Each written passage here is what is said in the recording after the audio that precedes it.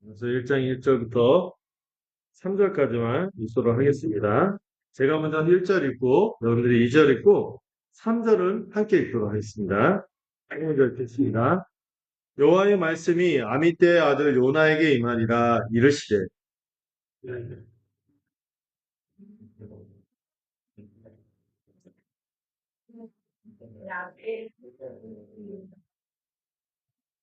함께 읽겠습니다. 그러나 피하려고 일어나 다시스로 도망하려 하여 요바로 내려갔더니 마침 다시스로 가는 배를 만난지라 여호와의 얼굴을 피하여 그들과 함께 다시스로 가려고 뱃삭을 주고 배에 올랐더라. 네. 여러분들 혹시 이 요나서에 대해서 들어보신 분 없는 분이 있을까요? 이게 되게 유명한 본문이 요나서인데요. 구약에서도 선지서 중에서도 이야기로 되어 있었기 때문에 굉장히 성경을 쉽다 할 때 잘 알려져 있는 이 요나서의 말씀이 굉장히 되게 재미있는 말씀이기도 하죠. 자, 오늘 이 제목은 폭풍 속에 잠든 교회 그리고 추적하시는 은혜에 대해서 좀 살펴보려고 하는데요. 이번 주간에 우리 수련회도 있었는데 오늘 이번 주에 너무 말씀이 좋았어요. 우리 청소년 수련회 우리 지체들하고 친구들하고 같이 들었는데 너무 말씀이 좋아서 참 잘 다녀왔다는 생각이 들었고 그리고 오늘 우리가 함께 읽게 될 이 요나서 1장은 설교 자체보다 이 본문 자체가 참 은혜가 있고 특별한 의미가 있는 본문입니다. 오늘 이 요나서가 자기가 썼을 것 같죠? 자기가 썼을 텐데 이 요나가 보여주는 자기의 모습이 사실 저에게도 발견이고 여러분들에게도 발견되는 그런 모습이기 때문에 이 요나서가 특별한 것 같습니다. 요나를 잠시 소개하자면 요나는요 약간 셀럽 선지자였습니다. 셀럽 스타 선지자 굉장히 성공한 선지자였어요. 지금 이 요나서 쓰기 전까지 요나서에 나타난 일이 겪기 전에 굉장히 그 다른 성경에 나와 있는 거 보면은 요나는 성공한 선지자였습니다. 열왕기하 14장 25절 뭐 찾아볼 필요는 없어요. 제가 읽어드릴게요.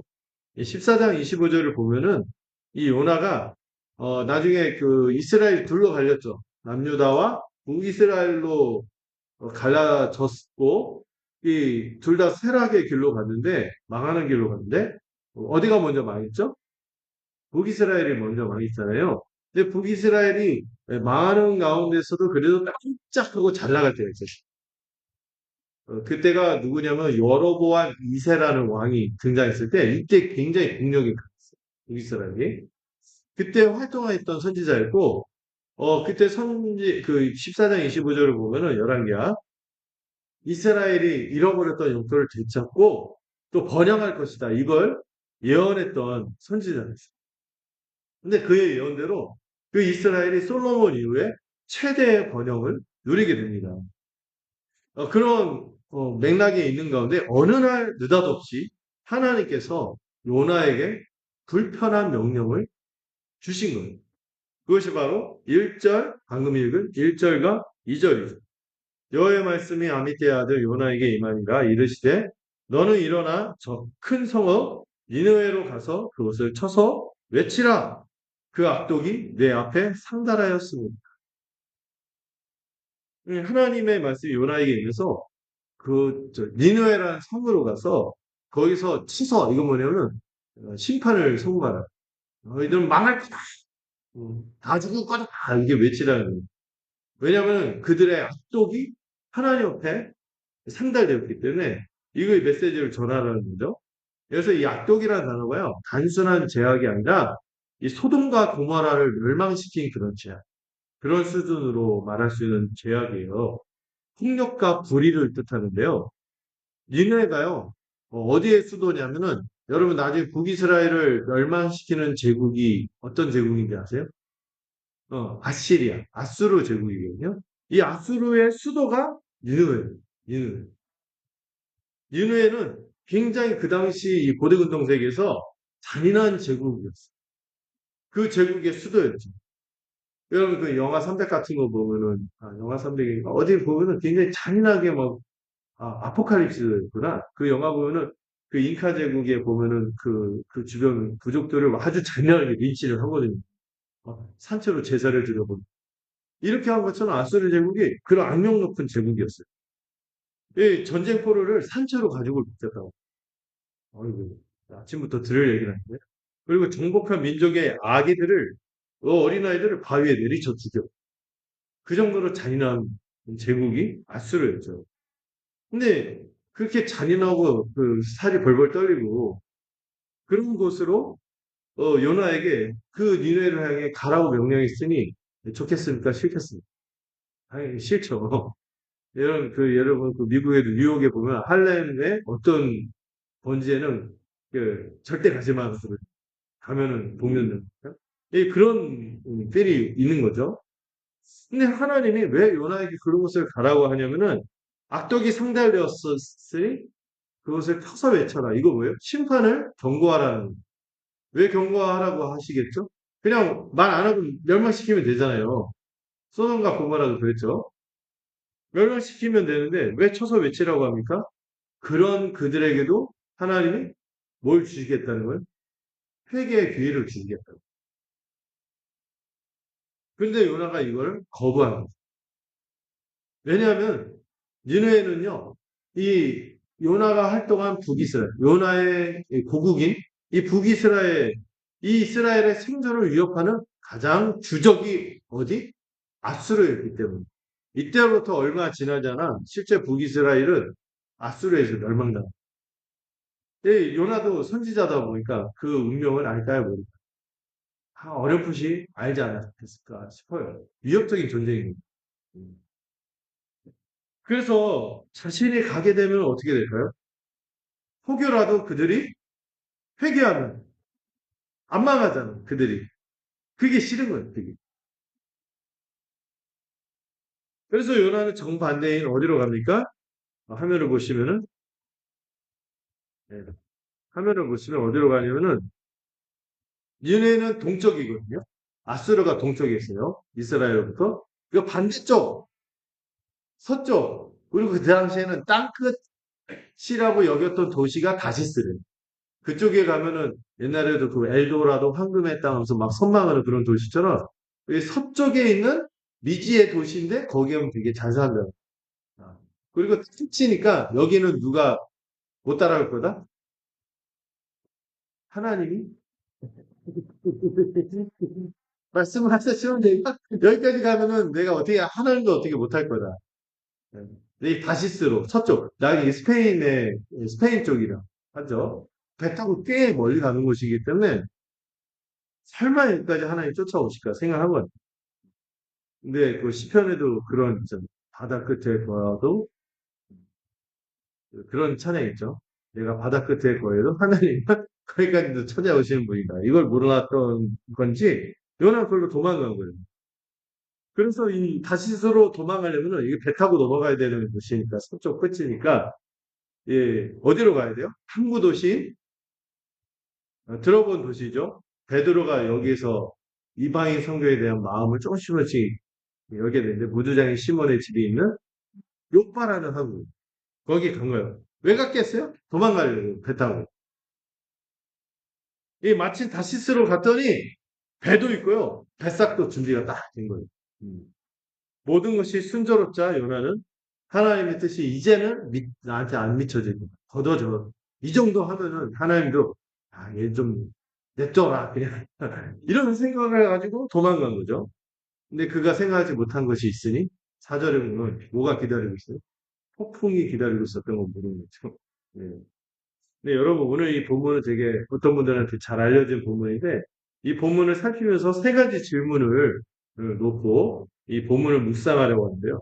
첫째로, 우리는 지금 어디로 가고 있는가? 니느웨로 가는가? 다시스로 가고 있는가? 둘째로, 우리는 깨어 있는가? 잠들어 있는가? 셋째로, 폭풍 속에서 우리는 무엇을 발견해야 하는가? 이 시간 혹시 여러분 중에 이 요나가 요바로 갔더니 마침 뭐가 있었어요? 다시스로 가는 배와 마침 자기에게 100샷이 충분히 있었죠. 이 마침 잘 풀리는 어떤 이유 때문에 하나님의 음성을 외면하고 계신 분이 있다면 오늘 말씀을 통해서 이 하나님의 부르심, 이거를 다시 듣는 시간이 되기를 주님의 이름으로 축원합니다. 자, 이제 첫 대지를 살펴보려는데요. 여러분 그 1절에서 3절 방금 읽었죠? 자, 제목이 뭐죠? 하나님은 일어나라고 부르셨지만 예, 그는 도망갔죠. 그럼에도 불구하고 하나님 어떻게 하세요? 폭풍으로 그를 추적하시는 장면이 나오고 있어요. 자, 1절부터 3절에 우리는 도망가는 선지자의 모습을 봅니다. 여러분, 선지자 하면은요, 이분, 원래 구약의 선지자들이 요나 같은 사람이 드물어요. 근데 일반적으로 신의 뜻을 대언하는 사람들은 절대 목정하잖아요. 근데 성경에 보면은 하나님께 이런 표현을 써서 형성하지만 개기는 선지자들이 좀 있어요. 말라기도 막 약간 따지고요. 하박국은 항의하는 선지자로 알려져 있고, 요나는 항의 정도가 아니라 도망가요. 네. 네, 그럴 만한 배경이 있긴 해요. 아까 잠깐 얘기했죠. 음. 자, 오늘 이 도망가는 선지자의 모습을 볼 때, 일어나라와 오늘 본문의 1절에 3절을 보면은 두 개 동사가 대조되어 있어요. 하나는 일어나라, 하나는 내려가라. 일어나라는 단어는 달리다 쿰, 따라 일어나라. 예수님이 일어나라 했을 때 썼던 그 단어인데 쿰이라는 거예요. 근데 내려가다라는 단어는 야라드라는 단어를 써요. 내려가다. 이게 정확히 대조되면서 반복되고 있는데 하나님의 명령은 명확했죠. 너는 일어나 저 큰 성읍 니느웨로 가서 외쳐라. 후! 가서 외쳐. 이건 단순히 잠에서 깨라는 말이 아니라 사명의 자리를 감당하는 하나님이 원하시는 더 높은 차원의 삶으로 올라가라. 일어서라. 이런 부르심이죠. 근데 3절을 보시면은 요나는 어떻게 반응합니까? 하나님은 일어나라고 했는데 요나는 야간 내려가는 거죠. 3절에만 이 내려가다라는 단어가 두 번이 나와요. 어? 한 번인데? 아니, 두 번. 이게 원래 단어를 살피면 두 번. 욥바로 내려갔더니 배에 올라탔다. 배를 만난지라 배에 올랐더라. 3절 끝에 보면 배에 올랐다라는 단어가 이 단어가 우리말 번역으로 올라탔다라고 번역했지만 원어로는 배 안으로 내려갔다. 이렇게. 그러니까 내려갔다는 표현을 두 번이나 씁니다. 하나님은 일어나라고 하는데 그는 반대로 내려가는. 배 밑층을 5절에 보면은 어디까지 내려가요? 배 밑층에 내려갔어요. 배 내려갔는데 거기서도 가장 밑으로 내려가는 거예요. 결국 15절에서 어디까지 갑니까? 바다 깊은 곳까지 내려가게 되는 내려가다 내려가다 결국 어디 바다 깊은 곳까지 내려가는 모습을 보여주죠. 하나님은 일어나라고 하시는데 요나는 계속해서 내려갑니다. 욥바로 내려가고요. 배 안으로 내려가고 배 밑으로 내려가다 이제는 어디까지? 결국 바다 깊은 곳까지 내려가게 되는 것이죠. 이것이 바로 하나님을 떠나 인생의 방향성을 보여주는 것이죠. 더 심각한 표현은요. 3절에 보면 여호와의 무엇을 피하려고? 옛날엔 낯이라고 표현했는데 지금 바뀌었죠. 얼굴을 피하려고. 여호와의 얼굴을 피하려고 했다고 표현이 나옵니다. 이건 단지 하나님의 얼굴을 피했다. 그 하나님의 눈을 피했다. 이런 의미보다 여러분 하나님의 얼굴 하면은요. 그 아론의 축복 중에 여호와께서 너에게 얼굴을 향하시면 이런 표현이 있어요. 언약 백성을 향한 하나님의 축복이거든요. 이건 뭐예요? 하나님과 맺은 언약 관계를 부정하는 듯. 그런 의미를 보여줍니다. 하나님과 맺은 선지자로서의 언약 관계. 하나님의 백성으로서 마땅히 순종해야 되는 이 언약 관계를 거부하고 이를 피할 수 있다고 생각하고 그는 정반대 다시스로 도망간 것입니다. 거의 다 여러분들 3정 중반절에 보면은 무서운 단어가 나와요. 어떤 단어냐면 무슨 단어일까요? 뭘까요? 화면을 보시는 거죠.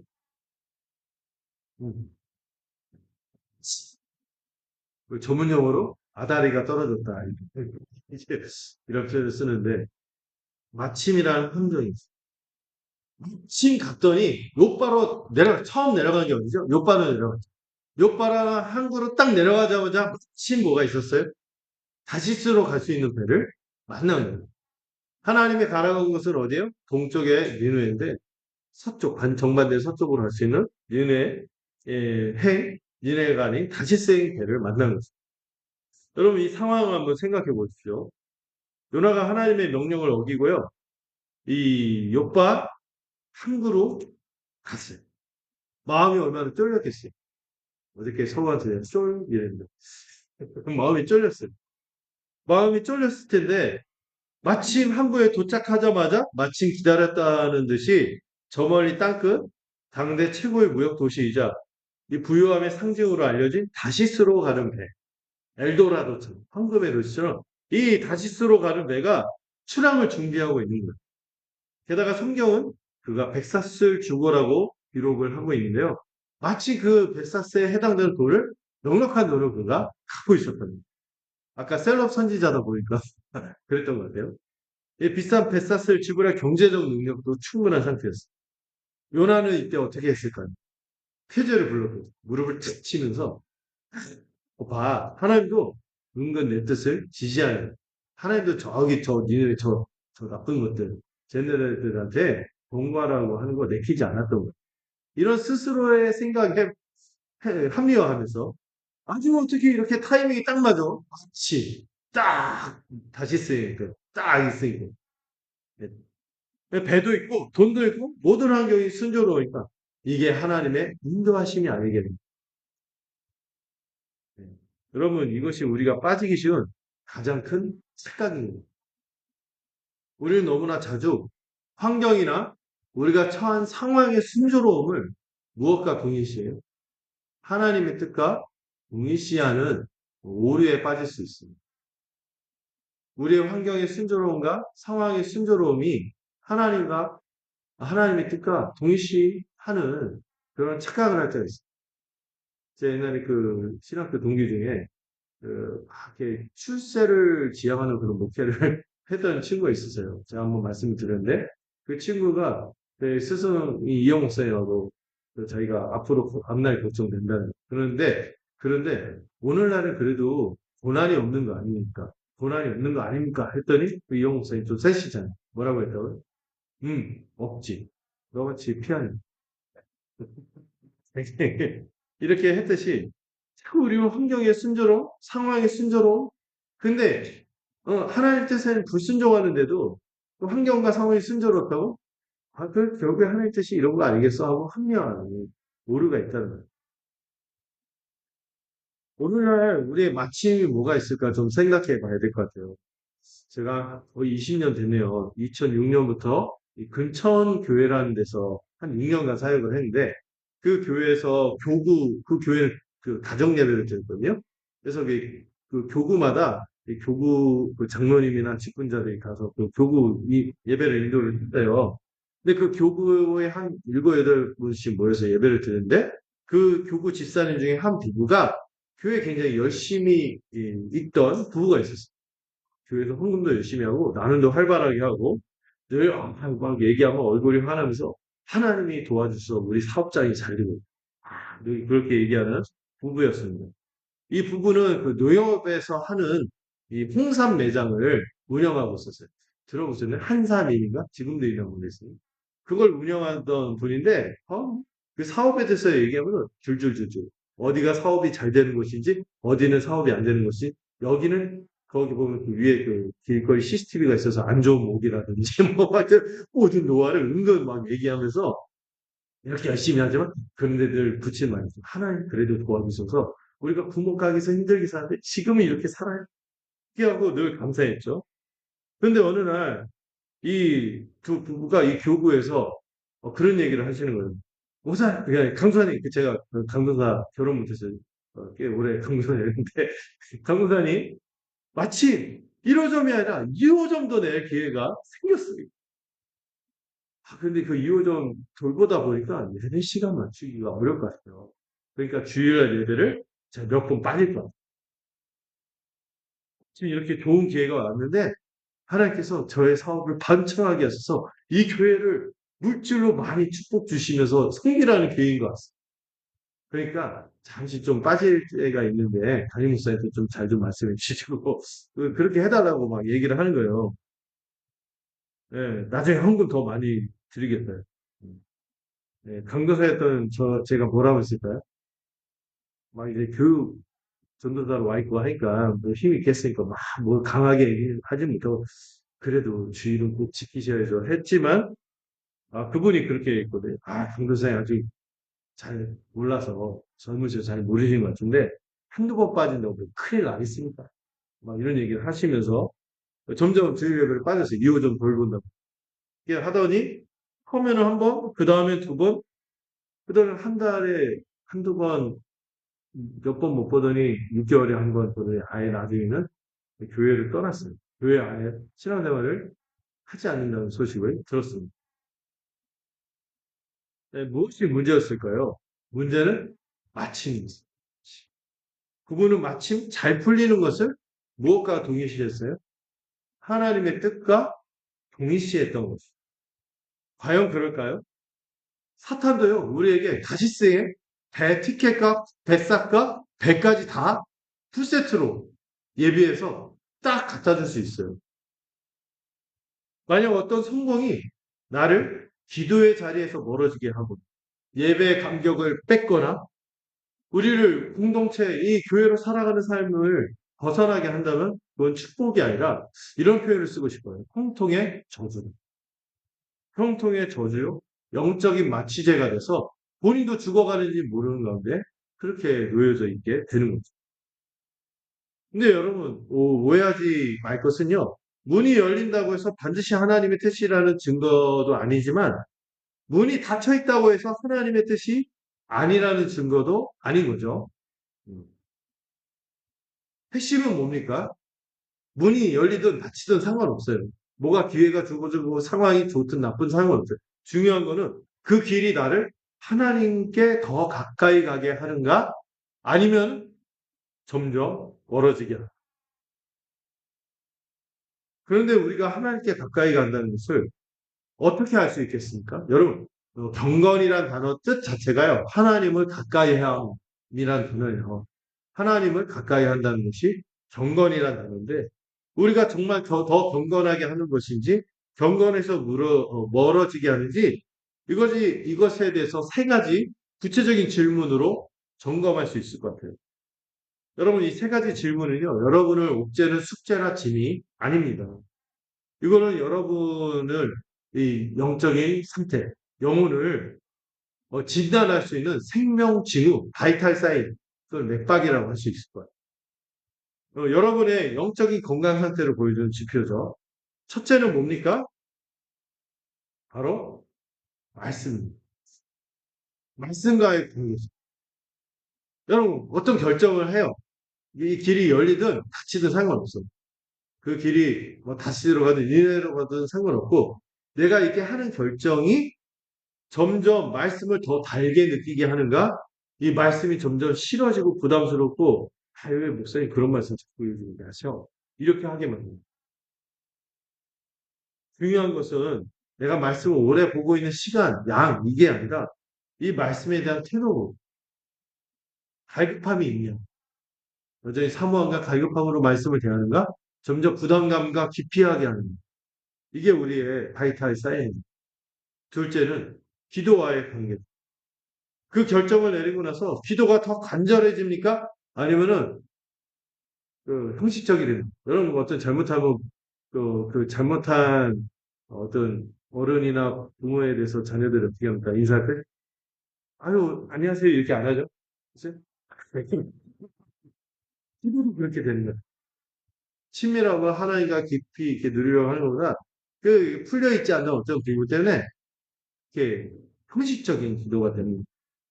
여러분 그 대화의 양보다 더 중요한 건 뭐예요? 그 대화의 질과 하나님을 가까이 하는 것이 기뻐해야 됩니다. 이 기도로 기뻐해하고 골방을 즐거워하게 하신 기도할 때도 간절해지고 해야 되는데 이 친밀함이 사라지는 것이 우리의 영적 상태를 알 수 있는 것이죠. 셋째로 교회 공동체와의 관계죠. 교회 지체들과의 관계죠. 여러분 어떤 결정을 내린 후에 예배와 교제에 더 힘쓰게 됩니까? 중요한 것은 그냥 몸만 와 있는 게 아니에요. 소속감과 더불어 나는 서영교회. 내가 바로 뭐 이상한 정치인들이 말하듯이 내가 누구다 이게 아니라 내 서영교회다 이렇게 말하면서 소속감이 있으면서 이 교제에서 막 좀만 지체들과 함께하기를 원하고 이걸 갈망하는.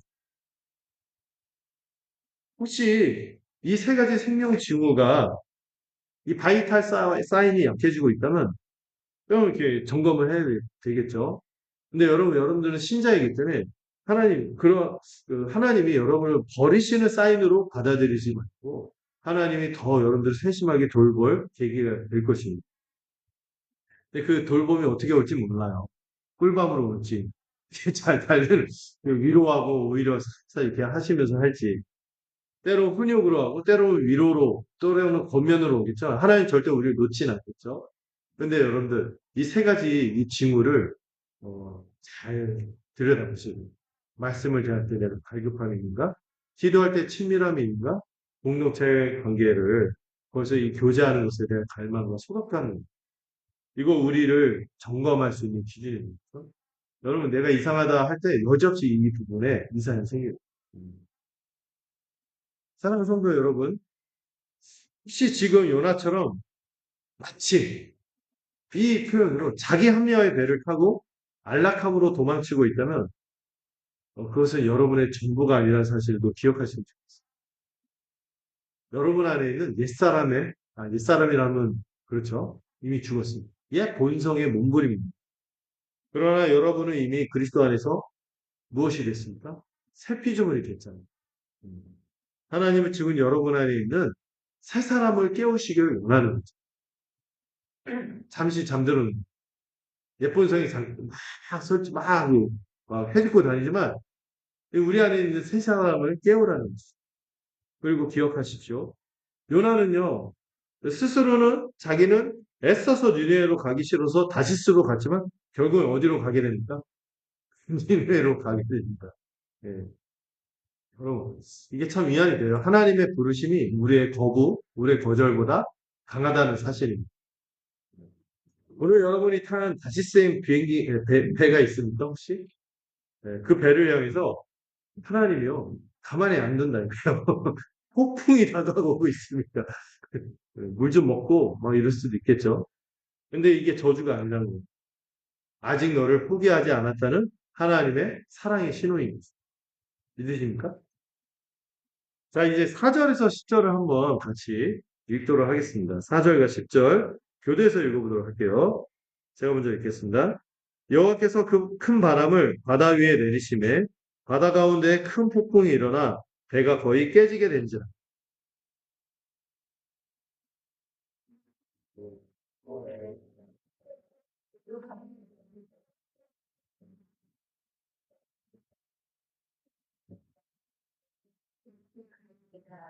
선장이 그에게 가서 이르되 자는 자여 어찌함이냐 일어나서 내 하나님께 구하라. 혹시 하나님이 우리를 생각하사 망하지 아니하게 하시리라 하니라.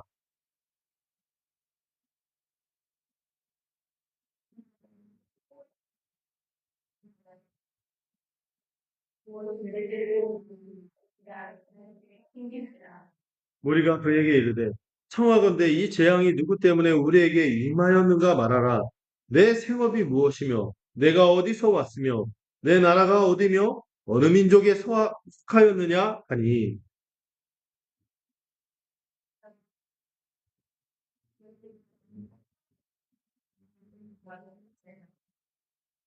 함께 읽겠습니다. 자기가 여호와의 피함인 줄을 그들에게 말하였으므로 우리가 알고 심히 두려워하여 이르되 내가 어찌하여 그렇게 행하였느냐 하니라. 자, 이 대지의 제목은 하나님은 이방인들을 통해서라도 하나님의 뜻을 이루신다는 내용을 좀 살펴보려고 해요. 여러분, 요나같은 다시생 배가 과연 무사히 도착했을까? 사절을 보니까 놀라운 장면을 보여주는데 사절을 보시면은 어떻게 나와 있죠? 여호와께서 뭘 바다 위에 내렸어요? 큰 바람. 그랬더니 바다 가운데 큰 폭풍이 일어나 배가 거의 깨지게 됐어요. 이 크다라는 단어가 반복되죠. 큰 바람을 던졌더니 큰 폭풍이 일어났어요. 음, 네. 이 내린다라는 단어를 보면 이게 던졌다라는 단어. 도망가네? 툭 던지신 거야. 툭 던지니까 어떻게 됩니까? 마치 창을 던지듯이 이 강력한 폭풍 요나가 탄 배를 향해 집어 던졌죠. 이거를 네 글자로 정밀 타격이라. 정확하게 꽂혀갖고 이렇게 던지는 거예요. 요나는 어떻게 생각하면 피할 수 있다, 도망갈 수 있다 생각하지만 절대 못 벗어났어요. 음. 이 폭풍은 자연재해가 아니라 도망가는 자녀를 포기하지 않으시는 하나님의 추적하는 은혜요 사랑인 것이죠. 네, 그래서 그런 시도 있어요. 천국의 사냥개. 아, 절대 안 놓치는. 근데 이 폭풍 속에서요, 아주 기이한 대조가 일어나는데요. 5절을 보시면은 전반절 사공들이 두려워하여 각각 뭐를 불렀어요?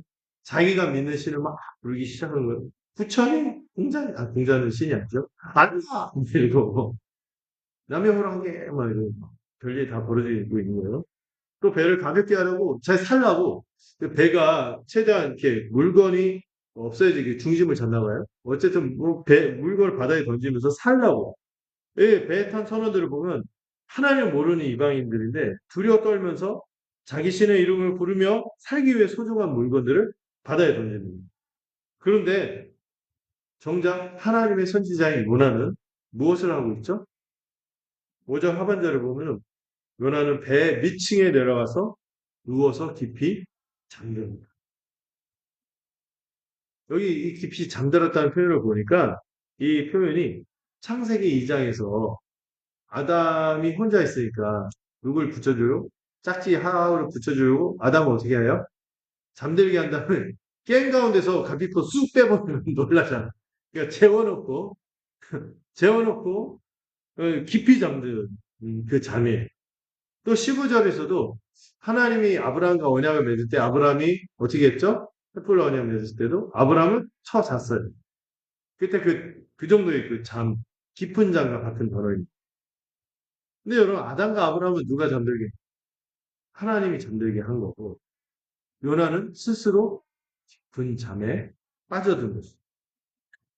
의도적으로 내려가고, 야라죠. 내려가다가 어디까지 내려갔어요? 배 밑층까지 내려와서 누워 깊이 잠들어 있는 이 요나의 모습을 보여주는 거죠. 이 두 그룹이 선명하게 대조가 됩니다. 한쪽에는 하나님을 모르는 이방 선원들이 지금 상황이 어떤지를 누구보다 알아서 두려워 떨면서 각자 신을 부르고 살기 위해 소중한 짐을 바다에 던지는 거죠. 비용을 계산하고 던지고 살기 위해서 모든 대가를 치르려고 하는데 이 요나는 배 밑층에 누워서 코를 골며 깊이 잠들어 있는 역설적인 모습을 보여주고 있습니다. 그리고 누구를 통해서 하나님이 요나에게 음성을 들을때 이 선장의 말이요. 선장의 말이 아니에요. 하나님의 음성입니다. 6절을 읽어볼까요? 시작.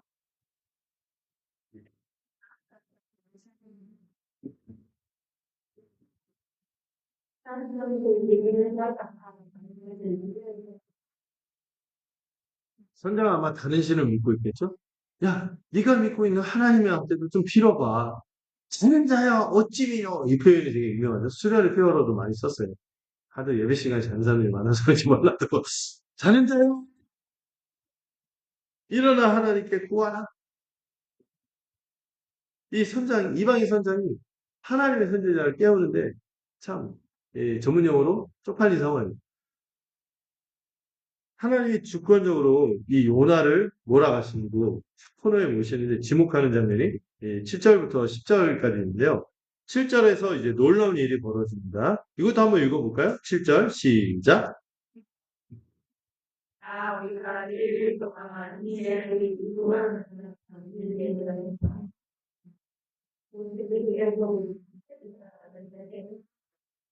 제비를 뽑았어요.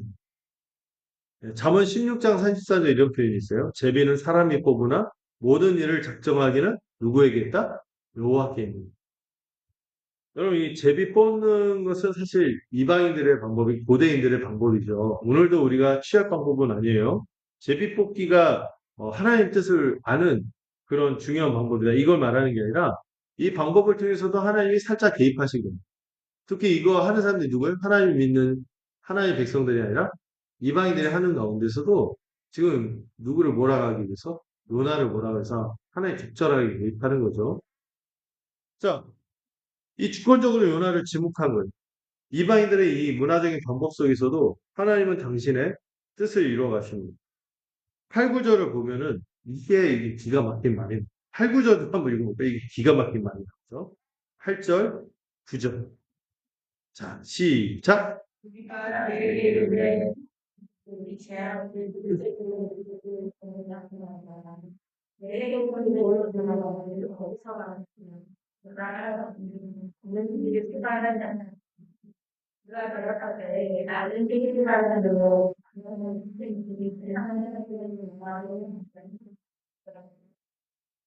그럼 이 상황 한번 그려보시겠어요? 폭풍이 살기 위해서 웬만한 그 귀금속들 다 버리고 금은보화 다 버리고 이제 대만 떠나랑 나만 건데서 여전히 막 생명이 위태롭고 한데 이거 막 처자하고 있어. 끼어갖고 너 이러면서 우리처럼 이거 이 상황 하나님 이거 신만 도와줄 수 있어. 너도 너 믿는 신이 있을 거 아니야. 구해봐 해서 딱 구했는데 상황이 안 나오니까 어떤 생각인가? 도대체 누가 어떤 놈이 탔길래 이게 지금 신이 너에서 이런 일이 벌어지냐. 막 제비를 뽑았어요. 딱 당첨. 시선이 딱 몰립니다. 그러니까 뭐라고 해요, 이 사람은. 좀 말해라. 이 재앙이 무슨 이유로 우리에게 임했는지 말하라. 이 질문이 하나하나가 통렬해요. 내 생업이 뭐냐? 너 어디서 왔냐? 고국은 어디냐? 어느 민족에게 속한?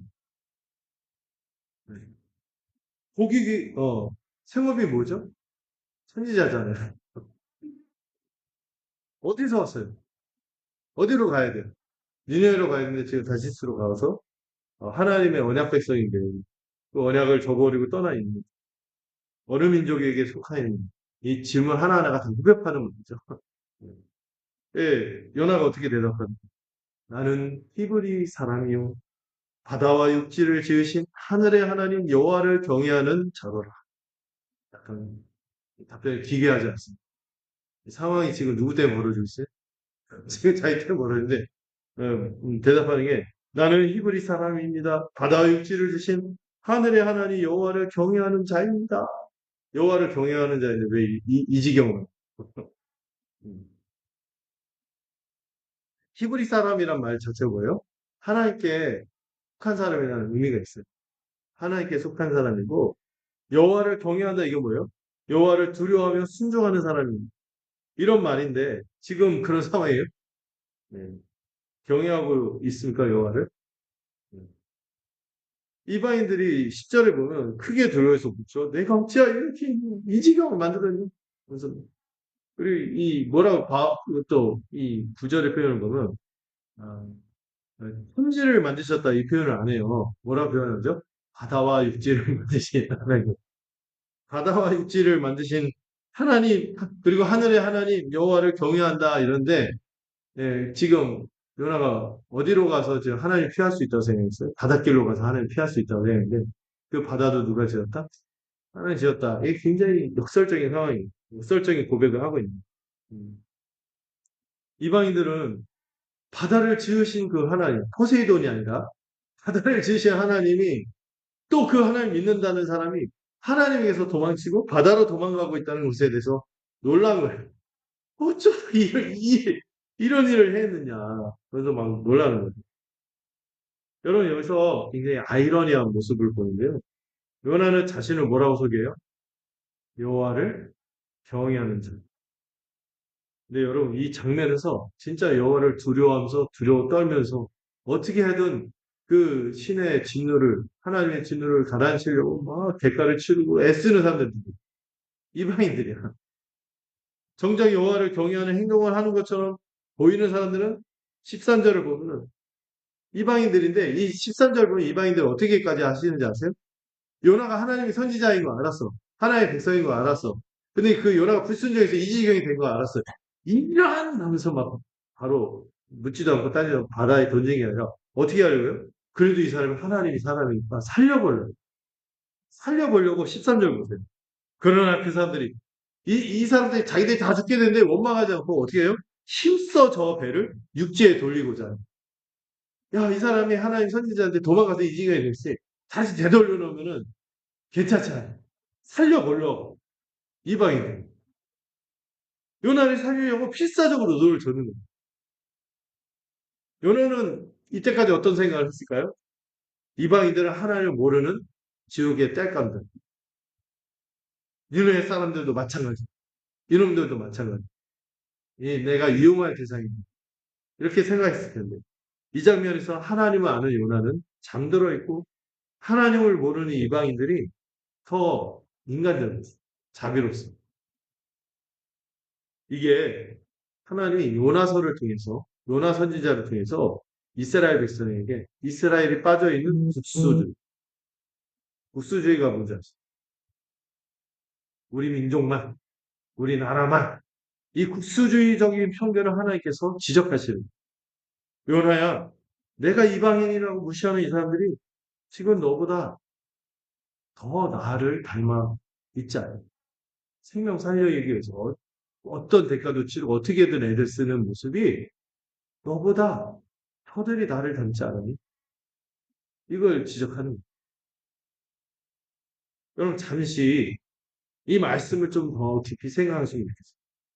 이 장면은 우리를 불편하게 만드는 이 말씀은 하나님의 백성이 교회를 정죄하려는 것이 아니라 교회를 다시 살리려는 교회를 깨우치려는 하나님의 메시지가 담긴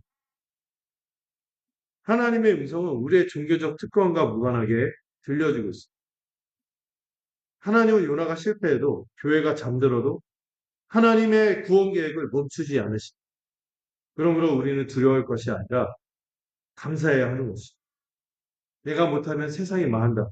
이 부담보다 하나님이 하시며 그 일에 나를 쓰시겠다는 것이 얼마나 큰 은혜인가 라는 감격으로 살아가야 됩니다.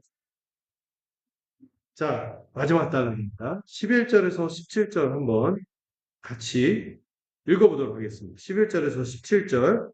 자, 교대에서 읽어볼게요. 시작. 제가 읽을게요, 먼저. 바다가 점점 흉흉한지라 우리가 그에게 이르되 우리가 너를 어떻게 하여야 바다가 우리를 위하여 잔잔하겠느냐 하니.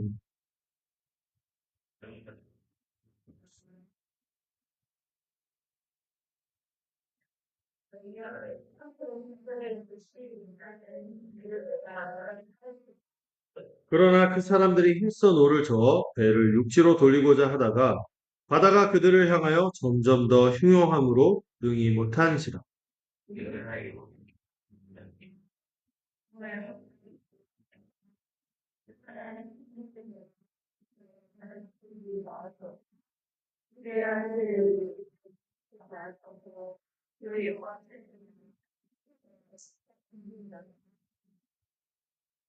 요나를 들어 바다에 던짐에 바다가 뛰노는 것이 곧 그친지라.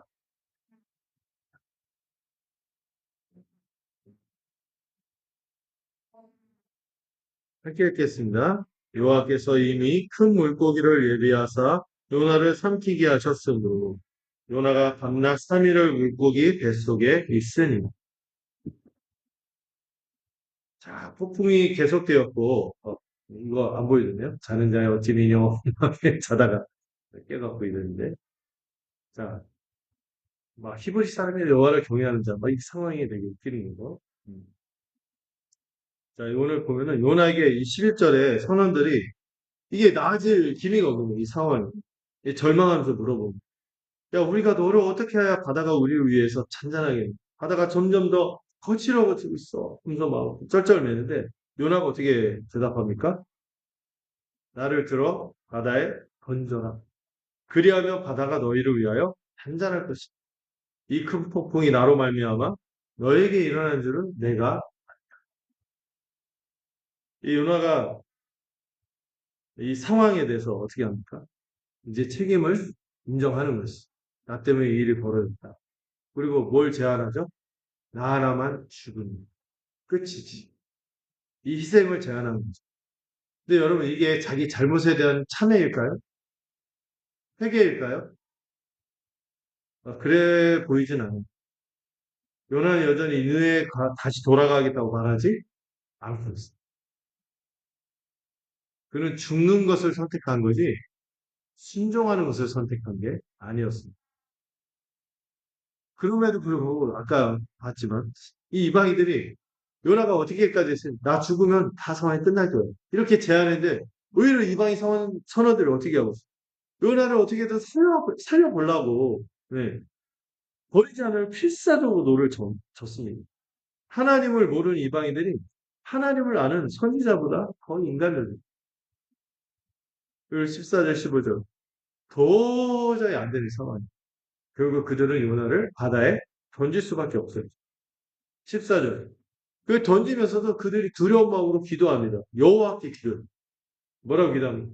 여호와여 구하옵나니 이 사람의 생명으로 말미암아 우리를 멸망시키지 마옵소서.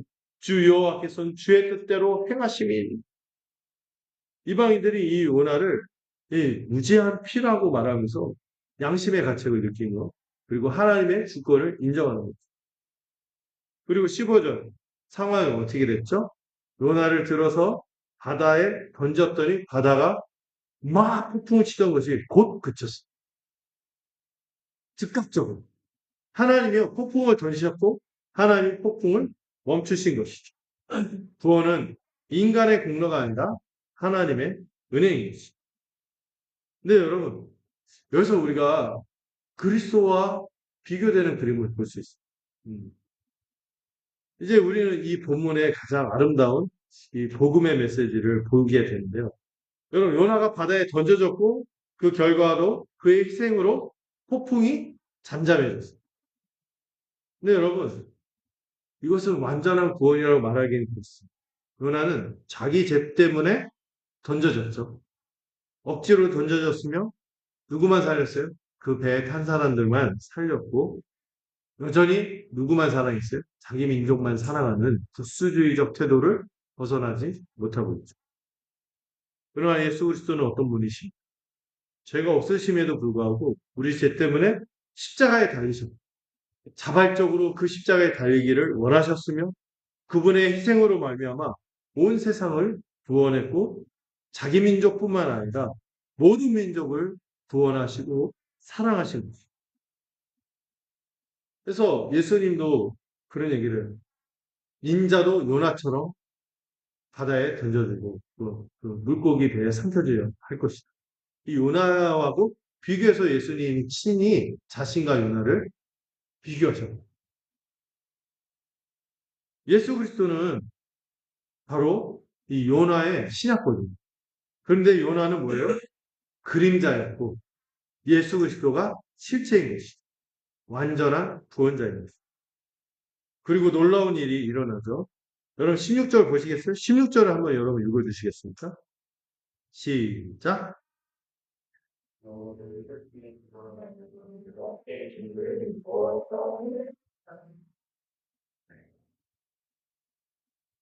여러분 요나가 그들에게 복음을 전했나요? 하나님 믿어야 된다. 이런 얘기 했나요? 이 상황 끝내기 위해서 내 목숨 끊어라. 던져라. 이 말만 했을 뿐이죠. 요나는 도망가고 있어. 그런데 그의 실패와 그의 자기 죄에 대한 고백과 희생을 통해서 결국에 이방인들이 누구를 믿게 됐어요? 여호와를 경외하게 됐어요. 사실 이 13절의 상황하고 지금 상황은 좀 달라요. 13절에서는 그들이 요나를 살리려고 한 건 뭐 때문이었어요? 이 사람 때문에 일이 벌어졌지만 그래도 차마 사람을 죽일 수 없다. 이 양심 때문이었죠. 이게 저는 그 불신자들도 보면 선량한 사람들이 있어요. 이게 보면 하나님께서 베푸신 일반 은총이라고. 하나님께서도 악인이나 선이나 동일하게 해와 비를 주시잖아요. 이런 것처럼 그들에게도 일말에 공통적으로 주어진 양심이라는 이 은혜가 있었던 것이죠. 그러나 16절에서 그들이 결국엔 어떻게 됩니까?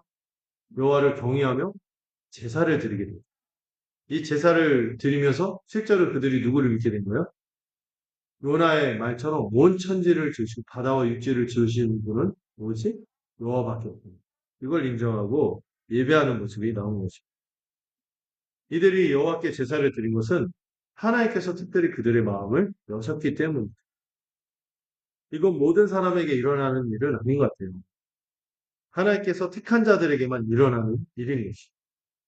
여러분, 지난주에 사도행전 16장 그중 끝에 바울이 막연한 가운데서 드로아에서 길이 막혔다가 마게도냐로 넘어가기로 했죠. 거기서 머무는 빌립보, 거기 회당이 없잖아요. 정처없이 기도처 찾으러 빨래터 같은 데 갔다가 누구를 만났죠? 루디아를 만났는데 이 16장 14절 이런 표현이 있어요. 루디아라는 한 여자가 그 바울이 말을 듣고 있을 때 주께서 그 마음을 열어 바울의 말을 따르게 하시죠. 여러분, 결국엔 누가 마음을 열어주셔야 돼요? 하나님이 마음을 열어주셔야 믿을 수 있는 거예요. 이것을 우리는 하나님의 특별 은혜 또는 구원의 은혜라고 하는 거예요. 구원에 이르게 하는 특별한 은혜라고 부르는 거죠.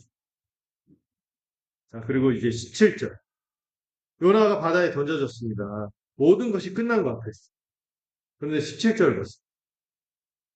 여호와께서 이미 큰 물고기를 예비하사 요나를 삼키게 하셨으므로 요나가 밤낮 사흘 동안 물고기 뱃속에 있습니다. 방금 전 그림도 보여줬어야 했는데 요나를 크게 두려서 이제 제사 드리는 모습입니다. 자, 여기서 주목할 단어가 두 개. 이미 그리고 예비하사. 요나가 빠지기도 전에요. 하나님은 119를 준비해놨어요. 누구죠? 물고기. 예, 많은 분들이 이 물고기 뱃삭을 심판이나 징계로만 생각하시는데, 하지만 여러분, 이 큰 물고기는 요나를 잡아먹은 괴물이 아닙니다.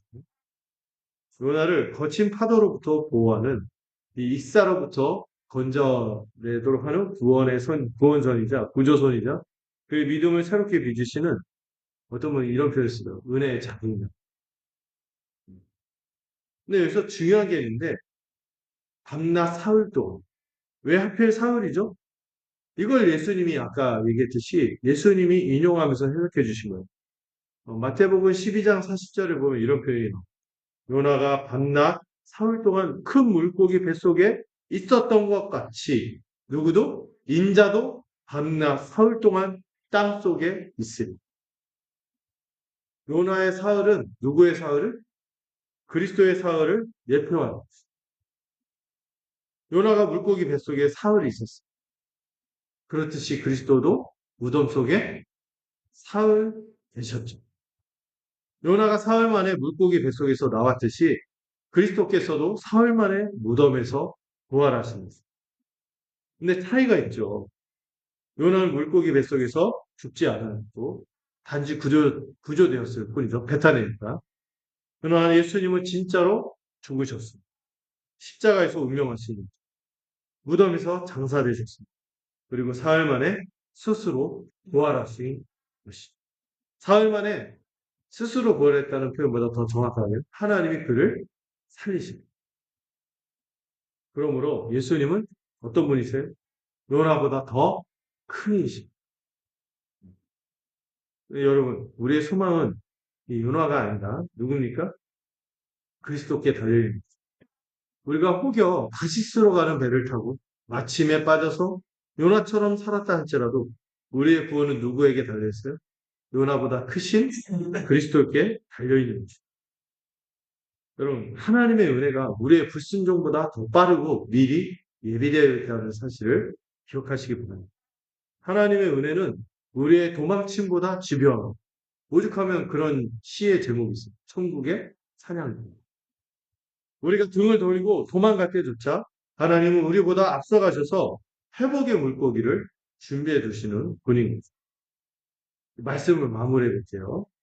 오늘 우리는 이 요나서 1장을 통해서 놀라운 하나님을 보게 됩니다. 도망가는 자를 끝까지 추적하시는 하나님, 잠든 자를 폭풍으로 깨우시는 하나님, 실패한 자를 통해서도 하나님의 뜻을 이루시는 그 하나님, 바다에 빠진 자를 위해 이미 물고기를 예비하시는 그 하나님이시죠. 그렇다면 우리는 누구일까요? 우리 안에는 여전히 요나와 같은 예쁜 성, 이런 것이 여전히 살아있지만, 그러나 그것이 우리의 전부가 아닌 거예요. 우리는 이미 그리스도 안에서 새 피조물이 되었습니다. 그렇다면 우리 교회가 무엇입니까? 우리는 이미 구원받은 공동체입니다. 폭풍 속에서 살아남은 선원들처럼 우리는 그리스도의 희생으로 구원받은 자들입니다. 우리가 무엇을 해서가 아니라 그리스도께서 우리를 위해 무엇을 하셨기 때문에 구원받은 것입니다. 그래서 우리 교회의 첫 번째 사명은 뭐예요? 무언가를 하는 것보다 누구인지를 기억합니다. 우리는 예배 때마다 이것을 묵상하고 선포하는 것을 들으며 믿음으로 수납합니다. 또 우리의 증언이 이 자연스러운 흘러넘침이 되기를 원합니다. 요나가 의도하고 이 선원들을 회심시켰어요? 아니죠. 하나님께서 일하셨어요. 여러분이 이번 주에 돌아가서 거할 이제 가정과 직장과 학교가 여러분의 리너일지도 모르겠어요. 그곳에서 여러분이 직접 막 세상을 바꿔야 되는데 나는 왜 못하나? 이렇게 안달복달하지 마시고요. 그것은 누구의 일이라고요? 하나님의 일이십니다. 대신 여러분이 오늘 경험한 복음의 감격을 삶으로 증언하는 거예요. 불안한 사람들 사이에서 평안을 잃지 않고 이기적인 세상 속에서 기꺼이 손해를 감수하거든요. 절망하는 사람들 앞에서 소망을 고백하는 것입니다. 네. 어떻게 하라고요? 복음의 감격을 삶으로 증언하십니다. 어떻게 하라고요? 불안한 사람들 사이에서 평안을 잃지 이기적인 세상 속에서 기꺼이 손해를 감수하는 절망하는 사람들 앞에서 소망을 고백하는 그것이 바로 흘러넘침의 전도인 것입니다. 또 우리는 대한 공동체로 부름받은 교회인 것입니다. 여러분, 선원들은 요나의 말 때문이 아니라 그들이 목격한 하나님의 일하심 때문에 회심했습니다. 우리의 부르심은 말씀과 사랑 가운데 살아가는 대한 공동체가 된 교회가 됩니다. 폭풍 속에서 선원들이 요나를 살리려 했던 것처럼 우리 교회는요, 서로를 어떻게든 포기하지 않고 붙들고 하나님의 뜻에 세우기 위해서 애쓰는 그런 공동체인 것입니다. 사랑하는 여러분, 제가 이 본문이 특별하다고 말씀드린 이유가 있는데요. 여러분, 저도 요나의 시기가 있었던 것 같아요. 니느웨로 가야 되는데 다시스로 가고 싶어 하는 마음이 듭니다. 예.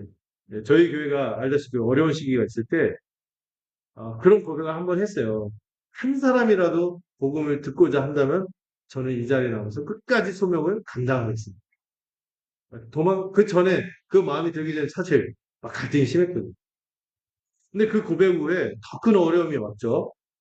그때가 저에게는 물고기 뱃속 같았던 모든 것이 끝난 것 같지만 근데 지금 돌아보니까 그게 무덤이 아니라 은혜의 자궁이었어요. 하나님은 예비하신 무엇을 예비했을까요? 저는 여러분이라고 생각합니다. 여러분이 예비하셨고 그때 남으신 분, 그 후에 오신 분, 여러분 모두가 하나님께서 예비하신 이 교회의 구성원이자 어떻게든 함께 생명을 구원하고자 애쓰던 그 선원들이요. 하나님을 함께 경외하는 우리들입니다. 요나는 자기 죄 때문에 바다에 던져졌지만 예수님은 우리 죄 때문에 십자가에 달리셨어요. 요나는 어쩔 수 없이 던져졌지만 예수님은 스스로 뛰어들어 십자가로 뛰어드셨죠. 요나는 사흘 후 물고기 뱃속에서 나왔지만 예수님은 사흘 만에 죽음을 이기고 부활하셨어요. 그렇게 우리는 두려워하지 않습니다. 우리는 이미 물고기 뱃속에서 나온 정도가 아니라 죽음에서 부활로 옮겨진 자들이기 때문에 구원받은 자. 여러분 이번 한 주도 여러분 모두가 요나가 아니라 이 요나보다 크신 그리스도의 사랑을 품고 세상을 구원하는 자가 아니라 세상을 어떻게 하려고 직접 애쓰고 아둥바둥 그런 자가 아니라 구원하시는 그 세상을 구원하시는 하나님을 증언하는 복음의 간격으로 충만한 증인으로 살아가시기를 주님의 이름으로 축원합니다. 기도하겠습니다. 하나님 아버지 우리는 요나였습니다. 도망가고 잠들고 실패한 자들입니다. 그러나 주님은 우리를 포기하지 않으셨습니다. 주님은 우리가 바다에 빠질 때 이미 물고기를 예비하셨고 우리가 죄에 빠질 때 이미 십자가를 세우셨습니다. 이제 우리는 고백합니다. 우리는 더 이상 요나로만 정의되는 자들이 아니라 이미 그리스도 안에서 새로운 피조물이 되었습니다. 우리가 세상을 위해 직접 기여하는 것이 아니라 단지 주께서 행한 일에 대한 증인임을 알게 하여 주시옵소서. 우리를 통해 세상이 하나님을 보게 하옵시고 우리의 완벽함이 아니라 하나님의 은혜가 드러나도록 하여 주시옵소서. 이번 한 주도 우리가 복음의 간격으로 충만한 공동체로 살아가기를 원합니다. 요나보다 크신 우리 주 예수 그리스도의 이름으로 기도드렸습니다. 우리 함께 찬송가 524장 함께 찬양하러 오겠습니다.